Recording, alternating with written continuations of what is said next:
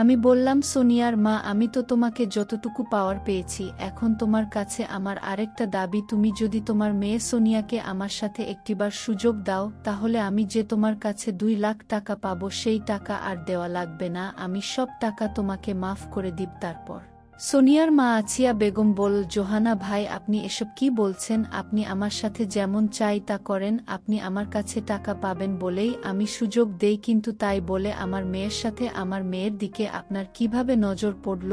ও তো আপনার মেয়ের মতো। তারপরেও হালা কিছুতেই মানছিল না। অবশেষে 2 লাখ টাকা শোধ করতে আমি মা হয়ে আমার মেয়ে সোনিয়াকে একবারের জন্য জোহার কাছে পাঠালাম। তারপর জল আমার মেয়ের সাথে যা করল তা শুনলে বন্ধুরা তোমাদের মাথা গরম হয়ে যাবে। বন্ধুরা, গল্পটি অনেক অনেক ইন্টারেস্টিং। গল্পটি শোনার জন্য তোমাদের সকলের প্রতি আমার বিশেষ অনুরোধ রইল। বন্ধুরা, তোমাদের নিকট আমার ছোট্ট একটি অনুরোধ, তোমরা দয়া করে আমার চ্যানেলটি সাবস্ক্রাইব করে আমাকে সাপোর্ট করবে। হ্যালো বন্ধুরা, আমি রাইফেল জোহাল, আমি একজন গ্রাম্য ডাক্তার। আজকাল যে দিন পড়েছে, জিনিসপত্রের যে দাম ডাক তারি করে সংসার চালানো খুব কঠিন হয়ে পড়েছে, তাই ভাবলাম বহুদিন ধরে ডাক্তারি করছি, এতদিনে আমি যা কামিয়েছে তার কিছু টাকা আমি সঞ্চয় হিসেবে রেখে দিয়েছিলাম। এখন ভাবলাম যদি ওই সমস্ত টাকা আমি গ্রামের বিধবা মহিলা অথবা বেকার মানুষদের মধ্যে সুদের লেনদেন, তাহলে তারাও চলতে পারবে, আর এদিকে আমিও মোটামুটি স্বাবলম্বী হতে পারবো।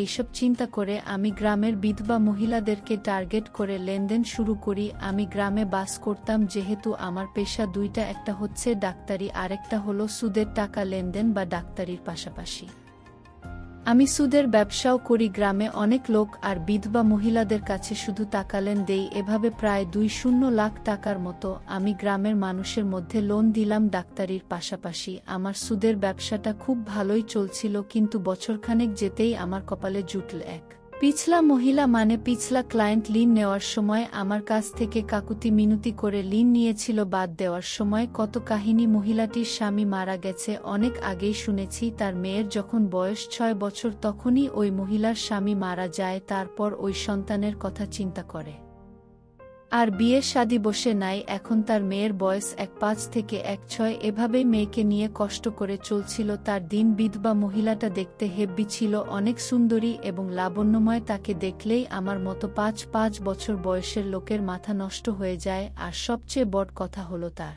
মেয়ের চেহারাটা একেবারে মাশাল্লাহ। গরিবের ঘরে এত সুন্দর মেয়ে জন্ম নেওয়া, এই যেন গোবরে পদ্মফুল। যাই হোক বন্ধুরা, আমি এই মহিলাকে প্রথমে লাইন দিয়েছিলাম 5,000 টাকা। মহিলাটির নাম ছিল আছিয়া, তার মেয়ের নাম ছিল সোনিয়া। বেচারির স্বামী মারা যাওয়ার পর থেকে খুব কষ্টে দিন কাটতে শুরু করল, মেয়ে বড় হতে শুরু করল, মেয়ের পড়ালেখা আছে, অনেক টাকা পয়সার প্রয়োজন, মেয়েকে বিয়ে দিতে হবে। তাই সে চিন্তা করল কিছু হাঁস মুরগি লালন পালন করে সে স্বাবলম্বী হবে, কিছু টাকা আয় করবে। সোনিয়ার মারে এরকম ভালো উদ্যোগ দেখে আমি খুব খুশি হয়ে থাকে। পয়সা হাজার টাকা প্রথমে লোন দিলাম, লোন পেয়ে সে আমার টাকাগুলো খুব ভালোভাবে কাজে লাগাল এবং শেষ সময় মতো ফেরত দিয়ে দিন। আর এদিকে সে যে হাঁস মুরগি ছাগল কিনেছিল তা দিয়ে যে পরিমাণ ইনকাম, তাতে তার একটা মূলধন বেড়ে গিয়েছিল। এভাবে তার সংসার খুব ভালোই চলছিল।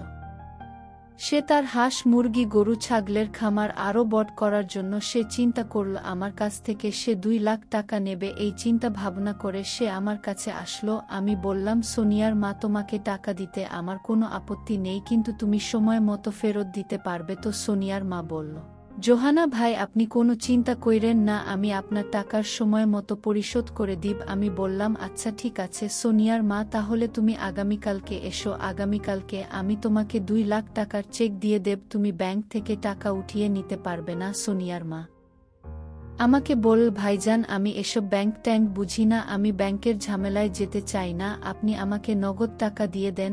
আমি বললাম, আচ্ছা ঠিক আছে সোনিয়ার, তুমি আগামীকাল এসে নগদ টাকা নিয়ে যেও। ঠিক আছে। তারপর সোনিয়ার মা চলে গেল। পরের দিন সকালে আমার কাছ থেকে 2 লাখ টাকা নেওয়ার জন্য সোনিয়ার মাসলো। আমি বললাম, সোনিয়ার মা, টাকাটা কিন্তু অনেক বেশি, আর আমি 1 লাখ টাকার উপরে ঋণ দিলে সাধারণত কাগজপত্র করে দেয়, জানোই তো। সোনিয়ার মা, মানুষের হাজাত মতের কথা বলা যায় না, তাই কাগজ করে টাকাটা দেওয়াই উত্তম, তুমি কি আমার সাথে কাজ করে টাকা নিতে ইচ্ছুক। সোনিয়ার মা আমাকে বলল, ঠিক আছে ভাইজান, আমার কাগজ করে টাকা নিতে কেন সমস্যা নেই। সোনিয়ার মা আমাকে বলল, তবে এই কাগজে কি লেখা রয়েছে ভাইজান? আমি বললাম, এই কাজে অন্য কোনো কিছুই লেখা নেই, শুধু লেন নেওয়ার শর্তগুলি লেখা রয়েছে, সময় মতো পূরণ করতে পারলেই হবে। আমি বললাম, ঠিক আছে জোহানা ভাই, কোথায় সই করতে হবে আমাকে বলুন। তারপর সোনিয়ার মা দলিলের সই করে আমার কাছ থেকে 2 লাখ টাকা নিয়ে গেল। আমার কাছ থেকে 2 লাখ টাকা নিয়ে সে 2টি গরু কিনল, কিছু ছাগল এবং হাঁস মুরগি কিনে তার খামার শুরু করল। এইভাবে তার খামার ভালোই চলছিল, কিন্তু কিছুদিন যেতে না যেতেই ঘটল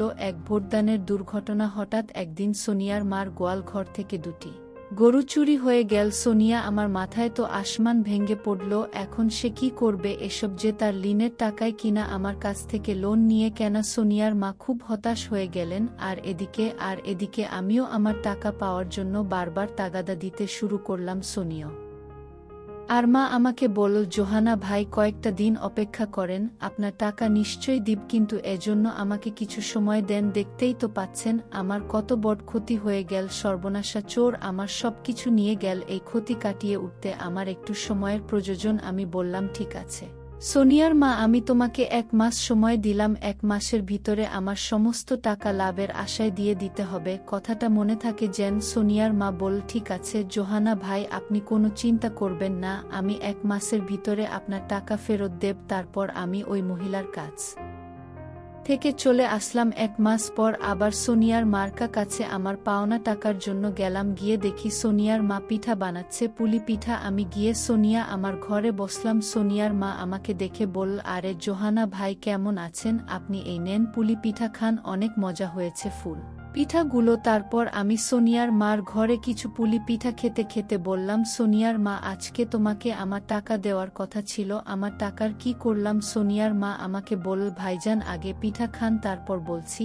আমি খেয়ালিপনার চলে বললাম সোনিয়ার মাকে, বললাম, সোনিয়া আর মা, পিঠা খাইয়ে কি আমার টাকা শোধ করে দেবে নাকি? সোনিয়ার মা আমাকে বলল, আরে ভাইজান, আপনি কোনো চিন্তা করবেন না, আগে পিঠা খান, তারপর আমি বলছি। পিঠা খাওয়ার পর সোনিয়ার মা আমাকে বলল, জোহানা ভাই, আজকে থাকা তামিল করতে পারি নাই, আপনি আমাকে আর কয়েকটা দিন সময় দেন। আমি বললাম, কি বলো, আর কত সময় দেব তোমাকে? আচ্ছা ঠিক আছে, তোমাকে আর 1 সপ্তাহ সময় দিলাম, তারপর আমাকে টাকাটা বুঝিয়ে দিতে হবে, কথাটা মনে থাকে যেন। সোনিয়ার মা বলল, আচ্ছা ঠিক আছে জোহানা ভাই, আপনি 1 সপ্তাহ পরে আইছেন। তারপর আমি 1 সপ্তাহ পরে আবার গেলাম। যাওয়ার পর ঠিক একই কথা যে ভাইজান, আজকে টাকাটা মিল করতে পারি নাই। তারপর আমি বললাম, সোনিয়ার মা, আপনি আমার সাথে কি শুরু করছেন? আপনার কাজগুলো আমার কাছে মোটেই ভালো লাগছে না, আপনি আমাকে এভাবে ঘুরে এসেছেন কেন? সোনিয়ার মা আমাকে বলল, ভাইজান, সেই সর্বনাশা ছুড়ে তো আমার সবকিছু নিয়ে গেছে, আমার কাছে তো এখন কিছু নেই। এখন আমি কিভাবে আপনার টাকা শোধ করব? আপনি চাইলে অন্যভাবে আমার টাকা শোধ করতে পারেন। আমি বললাম, কি বলতে চাচ্ছেন আপনি? তখন সোনিয়ার মা বলল, এই যে আপনি আমার দিকে ভালো করে চেয়ে দেখুন, আমি আপনার জন্য আজকে খুব ভালো করে শিখেছি, চাইলে আপনি আমাকে আপনার মতো করে পেতে পারেন। জোহানা ভাই, আমার কাছে দেওয়ার মতো কিছুই নেই, তাই আমার নিজেকে আপনাকে সঁপে দিলাম। সোনিয়ার মার মুখ থেকে এরকম ধরনের কথা শুনে আমার মাথার ভিতর শয়তানি বুদ্ধি কাজ করতে শুরু করল। ভাবলাম, সুদের টাকা হয়তো না পেলে না পাবো, কিন্তু শুধু সুদের টাকার বিনিময়ে আমি সোনিয়ার মার সাথে একটু আনন্দ করতে পারলে ক্ষতি কি? জীবনে অনেক টাকা কামাই করেছি শনি, আমার মতো এরকম একটা সুন্দরী মহিলা আমার কাছে স্বেচ্ছায় ধরা দিয়েছে। মনে ভাবলাম, জোহানা, এটা তোর কাছে সুবর্ণ সুযোগ, এই সুযোগ কাজে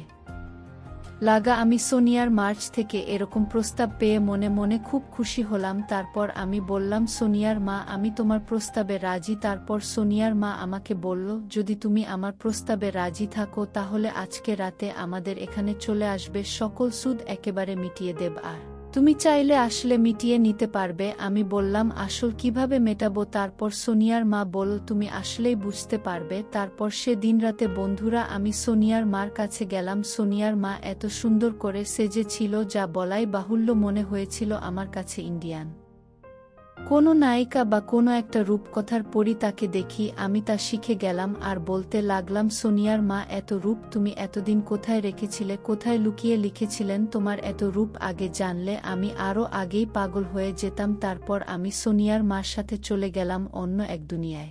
অন্য এক যোগতে হঠাৎ দরজায় নখ বাজতে শুরু করল। আমি ভাবলাম এখন কি আসো, আবার মনে মনে খুব ভয় পেয়ে গেলাম। দরজা খুলে দেখি সোনিয়া দাঁড়িয়ে রয়েছে। কি সুন্দর চেহারা, নবযৌবন প্রাপ্ত একটি মেয়ে। তাকে দেখেও আমার লোভ লেগে যায়। আর সোনিয়া আমার সাথে যখন আমি অন্য একটি কাজে ব্যস্ত ছিলাম তখন সোনিয়া এসে দেখে ফেলে। আমি আরও ভয় পেয়ে যাই। তারপর ভাবলাম যেভাবেই হোক সোনিয়াকে আমার করে পেতে হবে। আমাকে একটি বারের জন্য হলেও সোনিয়ার সৌন্দর্য পেতে হবে। তারপর আমি সোনিয়ার মাকে বললাম, সোনিয়ার মা, তুমি যদি একটি কাজ করো তাহলে আমি 2 লাখ টাকা সুদে আসলে তোমাকে ক্ষমা করে দেব। সোনিয়ার মা বলল, জোহানা ভাই কি কাজ একটু বলেন তো দেখি। তারপর আমি বললাম, সোনিয়ার মা, আমি তো তোমাকে যতটুকু পাওয়ার পেয়েছি, এখন তোমার কাছে আমার আরেকটা দাবি। তুমি যদি তোমার মেয়ে সোনিয়াকে আমার সাথে একটিবার সুযোগ দাও তাহলে আমি যে তোমার কাছে 2 লাখ টাকা পাবো সেই টাকা আর দেওয়া লাগবে না। আমি সব টাকা তোমাকে মাফ করে দিব। তারপর সোনিয়া মা আছিয়া বেগম বলল, জোহানা ভাই আপনি এসব কি বলছেন? আপনি আমার সাথে যেমন চাই তা করেন, আপনি আমার কাছে টাকা পাবেন বলেই আমি সুযোগ দিই। কিন্তু তাই বলে আমার মেয়ের সাথে আমার মেয়ের দিকে আপনার কিভাবে নজর পড়ল?